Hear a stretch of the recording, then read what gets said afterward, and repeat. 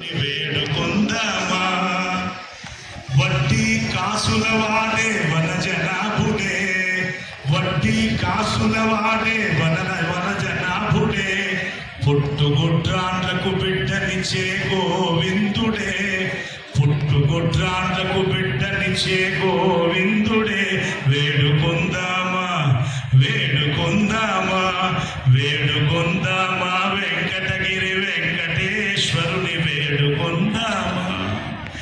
ఎలని కోరిన వరాలిచ్చే దేవుడే, ఎలని కోరిన వరాలిచ్చే దేవుడే, వాడు అలమే మంగ, వాడు అలమే మంగ శ్రీ వెంకటాద్రినాథుడే, వాడు అలమే మంగ శ్రీ వెంకటాద్రినాథుడే.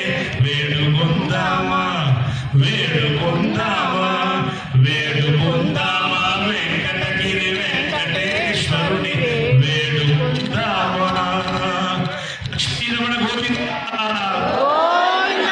పదకవిత పితామహులు తొలి తెలుగు వాగ్గేయకారులైనటువంటి అన్నమాచార్య స్వామి వారికి ఈ జాతి ఏం తీర్చుకోగలుగుతుంది ఒక్కసారి ఆలోచించండి.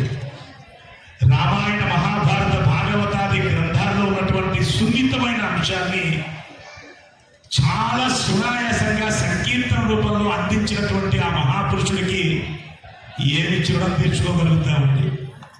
నామ సంకీర్తన కలియుగంలో వైకుంఠ పదప్రాప్తిని కలిగిస్తుందనేటటువంటి ఒక అంశ భగవంతుడు అనుకుని ఆ అనుకున్నటువంటి తరుణంలో భూమి మీదకి తన అంశే వాగ్గేయక రూపంలో అవతరించిన మహాపురుషుడు పదకవిత పితామహులు తొలి తెలుగు వాగ్గేయకారులు అన్నమాచార్య స్వామి వారు.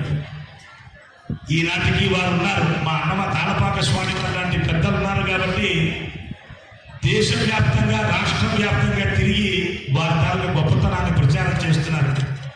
నిజానికి మాకు ఒక బాధ అయితే ఉందండి. ఏమిటా బాధ అంటే రామదాసు వారికి, త్యాగరాయ స్వామి వారికి కలిగినటువంటి వైభవం చూడండి. త్యాగరాయ స్వామి వారి తమిళనాడు వెళితే ఎంతో అద్భుతంగా వాళ్ళని కీర్తిస్తారు. కర్ణాటక వెళితే పురంధరదాసు వారికి ఎంతో గౌరవం. వారిద్దరితో పోల్చుకుంటే ఆంధ్ర రాష్ట్రంలో అన్నమాచార్య స్వామి వారికి ఉన్నటువంటి గౌరవం చాలా తక్కువ ఉంది. మాకు ధరిస్తుంది. ఇలాంటి పెద్దలు ఉన్నారు కాబట్టి మీలాంటి వాళ్ళు ఇంకా భాగ్యశాలుడై భగవంతుడైనటువంటి వాసుదేవుణ్ణి పదకవిత పితామహులు అన్నమాచార్య సంకీర్తన రూపంలో సేవించుకోగలుగుతున్నారు.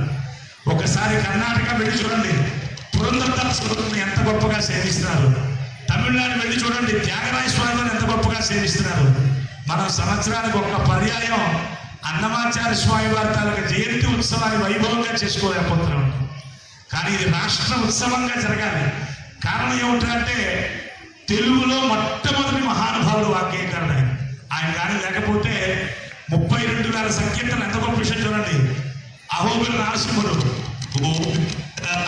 గుణగణరహిత కోటి సూర్య తేజ శ్రీవల్లభ పురాణ పురుష శిఖనక నరసింహ గోవింద గుణగణరహిత కోటి సూర్య తేజ శ్రీవల్లభ పురాణ పురుష శిఖనక నరసింహ.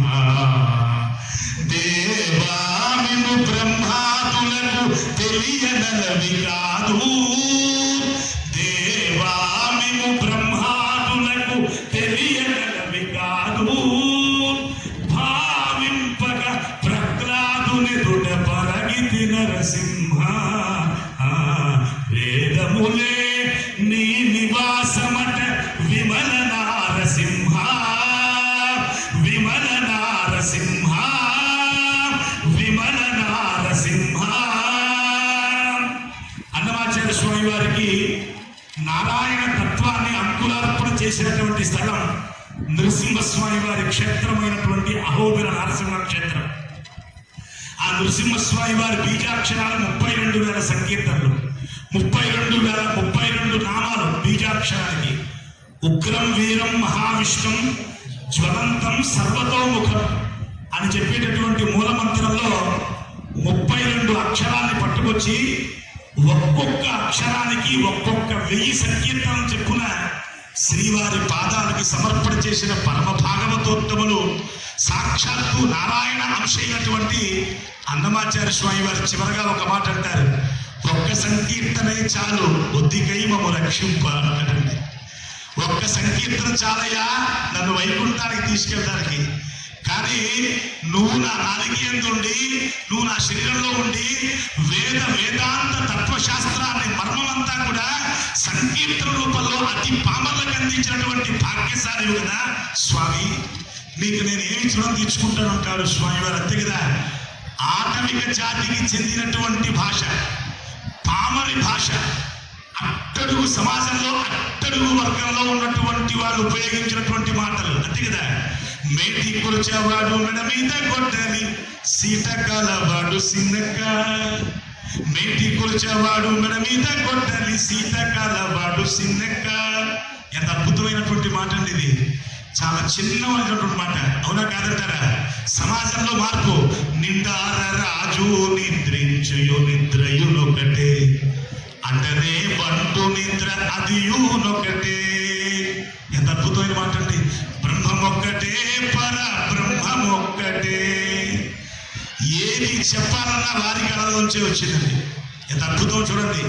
ఇవాళ వారి వైభవం తెలియటం లేదు, యథార్థం నమ్మండి. ఇవాళ తిరుమల వెంకటేశ్వర స్వామి వారి సన్నిధానంలో 615 సంవత్సరాల క్రితం ఆ మహానుభావుడు ఎంతమందికి తెలుసో ఒక్కసారి ఆలోచించండి.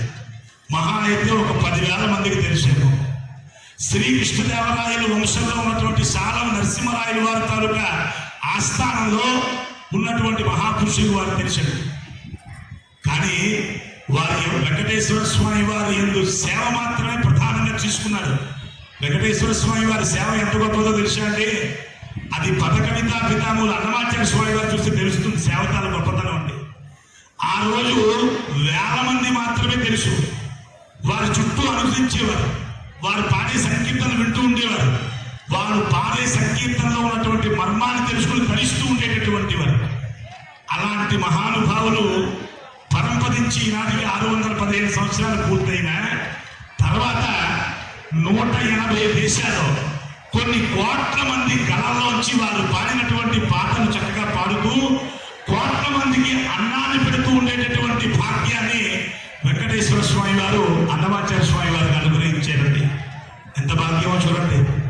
వారు జీవించి ఉన్నంత కాలము త్రికరణ శుద్ధిగా స్వామివారికి చేసిన సేవ ఇవాళ ఏమైపోయింది? కోట్లాది మంది భక్తులు ఇవాళ స్వామివారు చెప్పినటువంటి సంకీర్తనలు పాడుకొని చూడండి. నిన్న కాక మొన్న పరంపదించినటువంటి వ్యక్తులకి ఆ గౌరవం ఎలా వచ్చింది? ఆ గౌరవం ఎలా వచ్చింది అంటే ఆ మహాపురుషుడు పెట్టినటువంటి భిక్ష.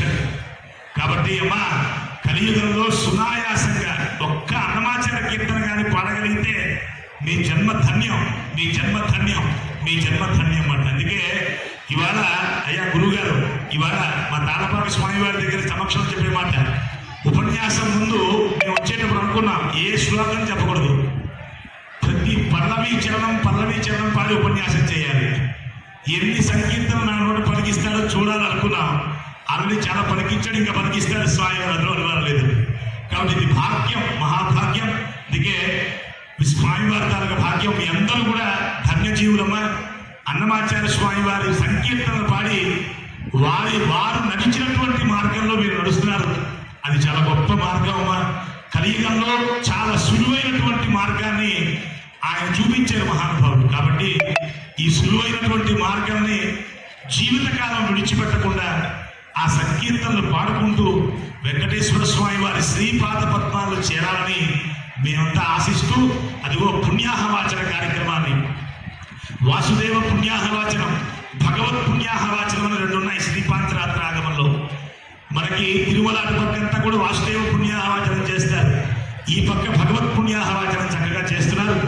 3 గరిసెలు పెట్టి చక్కటి వేదమంత్రాలతో ఆ నీటిని ఆవాహన చేసి, ఆ నీటి ఆవాహన అయిన తర్వాత స్వామికి సమర్పణ చేయడానికి ఉన్నటువంటి ద్రవ్యాన్ని శుద్ధి చేసే కార్యక్రమం. ఒకటి పుణ్యాహవాచనం 3 రకాల కోసం చేస్తారు. ఒకటి ఈ ప్రాంతం అంతా పవిత్రం కావడం కోసం, 2 స్వామికి సమర్పణ చేసే ద్రవ్యాలు శుద్ధి కావడం కోసం, 3 మన మనస్సులు పవిత్రం కావడం కోసం. కారణం ఏమిటంటే మనం ఇక్కడే ఉంటాం, మన మనస్సు అంతా విశాఖ మహానగరంలో తిరిగేస్తూ ఉంటుంది. అలా తిరగకుండా స్థిరంగా ఉంచేటటువంటి మంత్రరాజమే పుణ్యాహవాచన కార్యక్రమాన్ని వీక్షించి దేవదేవుడు అనుగ్రహానికి పాత్రలవుదాం. లక్ష్మీరమణ గోవింద గోవింద. ధర్మం జ్ఞానం చ వైరాగ్యం కలసత్రేణ